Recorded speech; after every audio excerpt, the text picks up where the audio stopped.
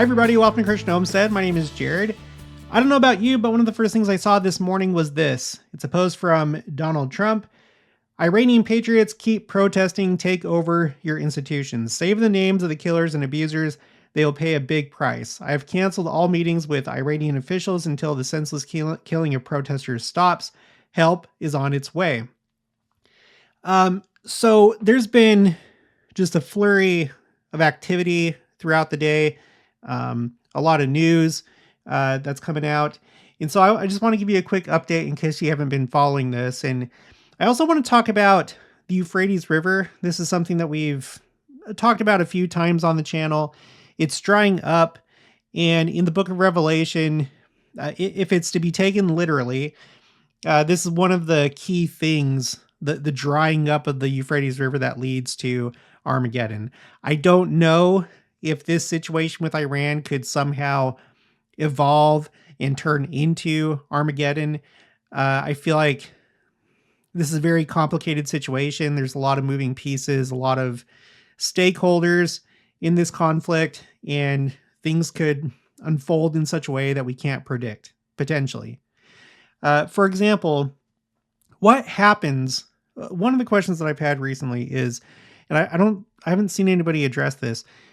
What happens if Iran falls? If the regime is taken down, what happens to Hezbollah, which is a proxy of Iran?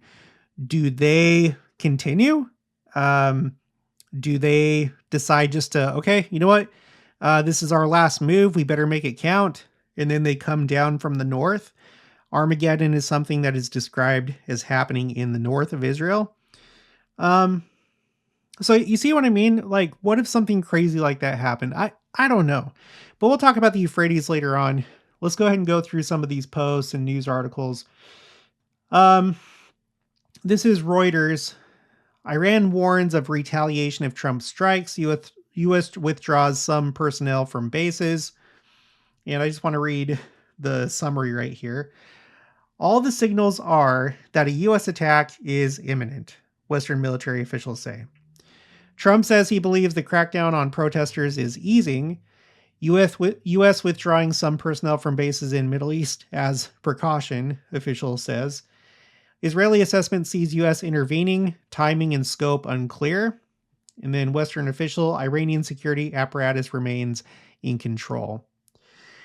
Another question that I have, and I've seen people talking about this, is how would Iran be able to retaliate? Because back in, I think it was June of last year, that's when we had the 12-day war between Israel and Iran, in which Iran launched a lot of ballistic missiles. And as that war was coming to a close, there were articles talking about how they've depleted, a certain percentage of their stockpile, and that they had used up a lot. I can't remember what the final numbers were. I think they were all just estimates in the first place. But let's say that they did use up, 60, 70, 80% of their ballistic missiles. Since June, have they been able to build that back up? Is it even possible? I'm not an expert in these things, but I would think that, these 6-7 months wouldn't be enough time. So how much of a retaliation could they really provide? I don't know. So, okay, let's go ahead and move on. This is open source intel. This is a good account. I wasn't able to verify this. I always prefer to verify things, but I trust this account. They say that it's coming from Jerusalem Post's Amichai Stein. Quote, a series of foreign sources says that everything that needs to be positioned is being positioned where it needs to be. Everyone's working assumption is that an attack is a very imminent event. End quote. So I don't know. I kind of think that's true. Maybe even by the time that I post this, it'll already have happened. In fact, right now, I guess we'll just jump ahead. I've seen a bunch of reports, including this one from Mario Nafal, which is an account that I trust. This was, well, basically just a few minutes ago, or no, sorry, probably within the last half hour or so at the time I'm recording this. Breaking: Israeli fighters up in the north, Iranian jets now airborne. So Israeli fighters and Iranian jets. Okay. Unconfirmed reports say Iran has scrambled MiG-29 fighter jets for reconnaissance. Israeli aerial activity heavy over northern Israel. Both sides are in the air. Iranian airspace cleared. So, okay, let's move on. I want to go to this Associated Press article.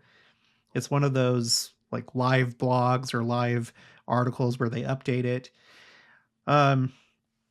This is a more recent happening. This is from Trump. He says, "We've been told that the killing in Iran has stopped.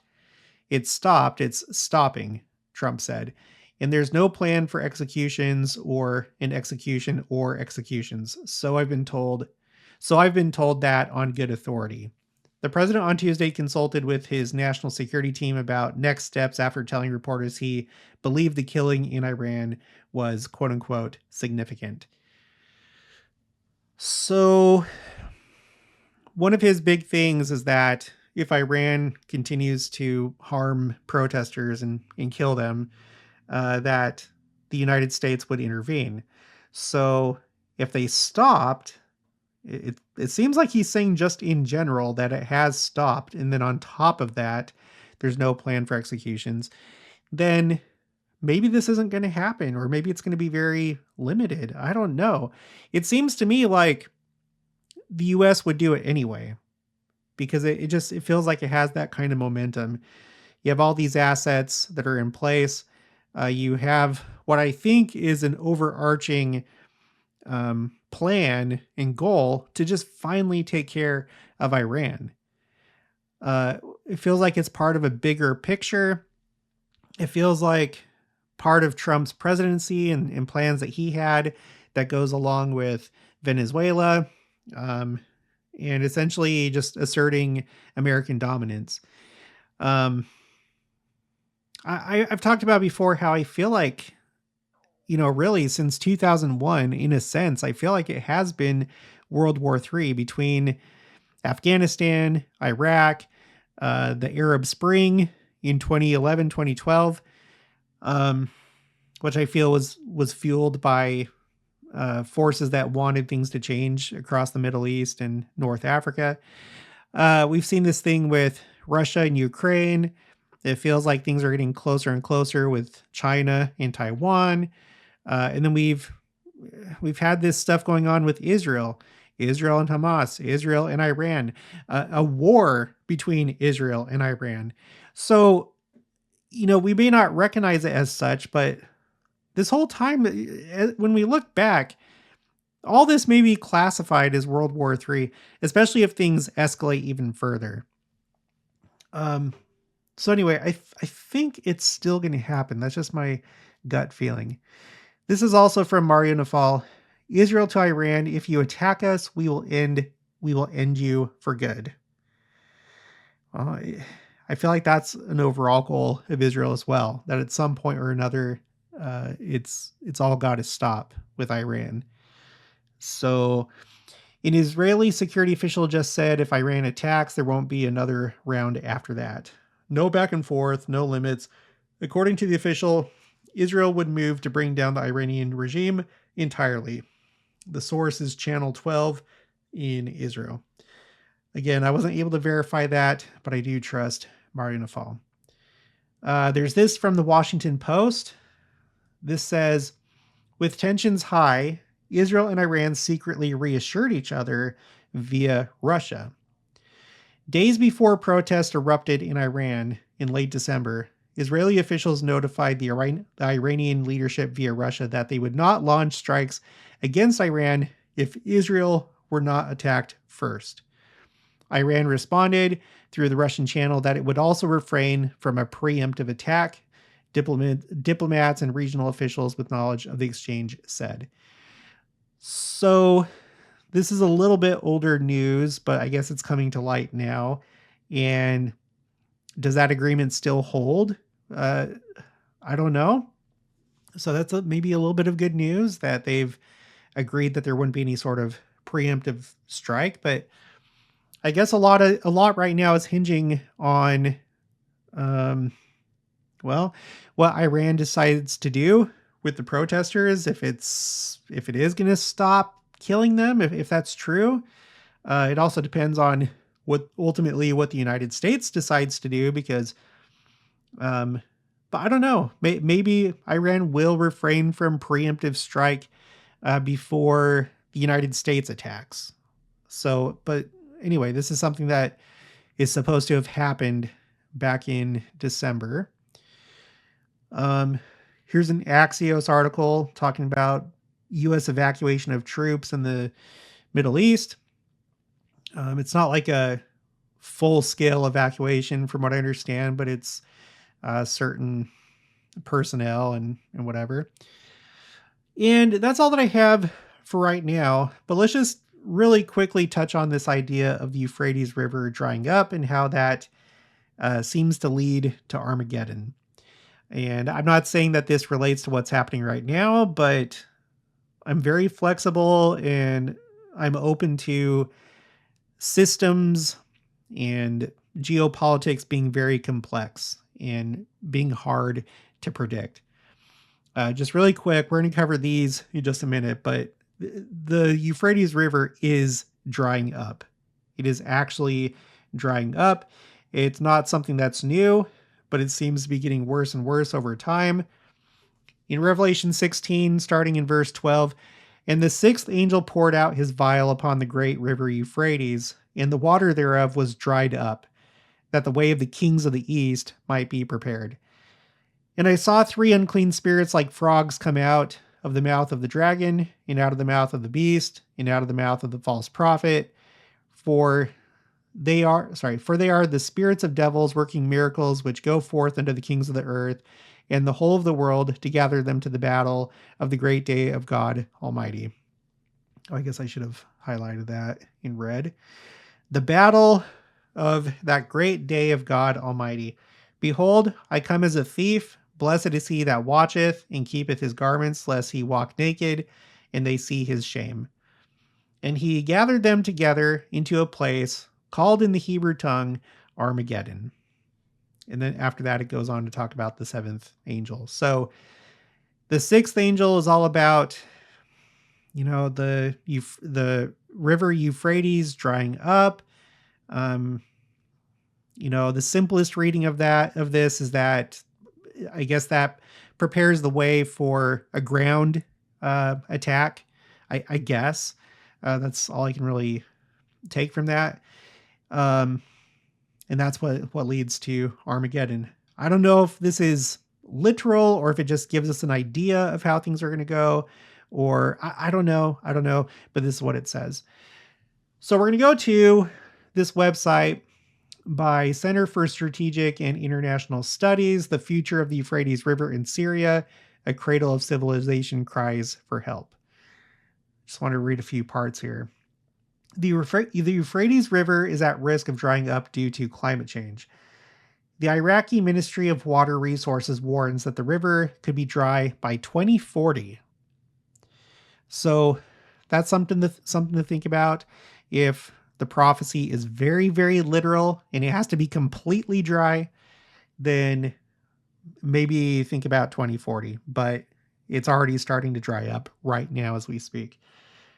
Human impact on the environment could be driving the Euphrates, a cradle of civilization, to destruction, forcing people to leave a place they have called home for thousands of years.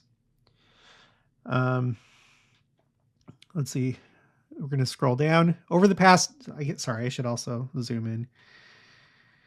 Over the past decades, the flow of the Euphrates Tigris River system has decreased almost half of the average annual flow during dry years.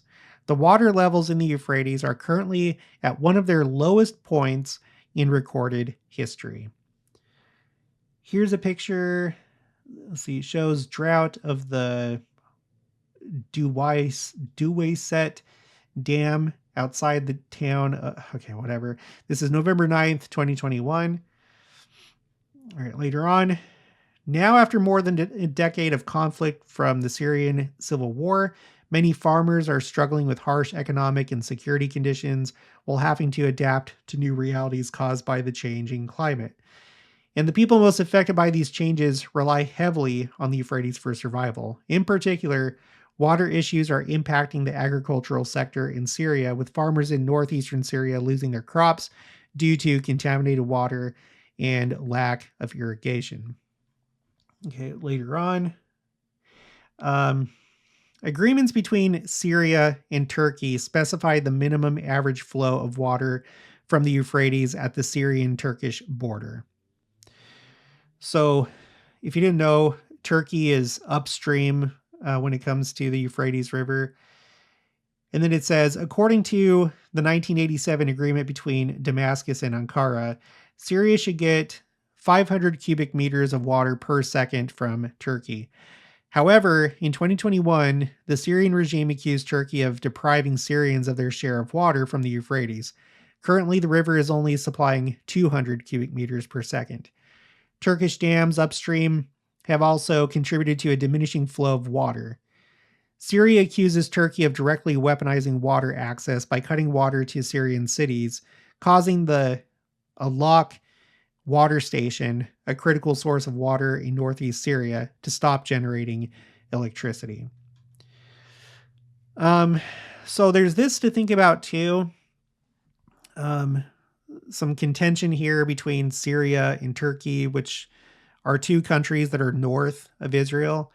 I don't know if somehow this could turn into Armageddon, like a conflict between Turkey and Syria, and somehow that comes down into Israel.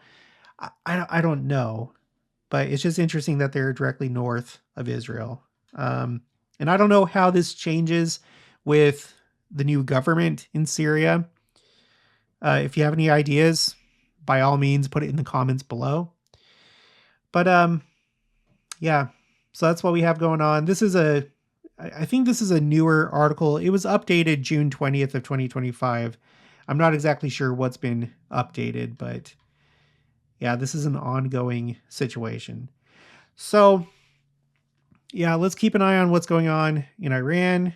I doubt that it would turn into Armageddon, but again, things are complex and unpredictable, and there may be pieces to this puzzle that we don't see, where maybe this will turn into that somehow, and maybe it'll happen unexpectedly and quicker than we ever thought. But that's going to be it for this one. I'll talk to you guys later.